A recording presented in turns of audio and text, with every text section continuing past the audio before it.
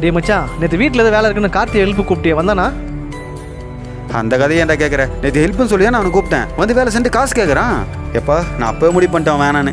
அதுவும் சரிதான். ஆ அப்புறம் எனக்கு ஒரு 2000 ரூபாய் தேவைப்படுது. இருந்தால் கூட சம்பளம் வந்தோன்னே கொடுத்துட்றேன்.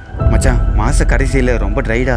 எப்படி பணத்தை வச்சுனே பச்சையாக போய் சொல்கிறான் பார், பார்த்துக்கிறேன். டேய் கண்ணா, கொஞ்சம் சீக்கிரம் வேலையை முடிக்கடா, அப்புறம் பேசிக்கலாம். சரிண்ணே. டே மச்சான் கார்த்தி, நேற்று யோகா வீட்டுக்கு ஏதோ வேலையாக போனியாமே. நீ பணத்துக்காக தான் வந்திருக்கேன்னு உன்னை பற்றி தப்பு தப்பாக பேசிட்டு இருக்கான். பார்த்து இருந்துக்கண்ணா. சரி நான் வச்சுட்டுமா?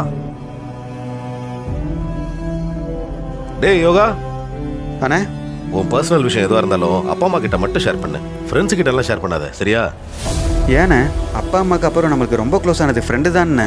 நீ சொல்றது சரிதான். அப்பா அம்மாக்கு அப்புறம் நண்பன் தான். ஆனா அந்த நண்பனுக்கு உன்னை ஒரு நாள் பிடிக்காம போயிடுச்சுன்னு வையே, அவனை விட மிகப்பெரிய எதிரி இந்த உலகத்திலே உனக்கு வேற யாரும் கிடையாதுடா.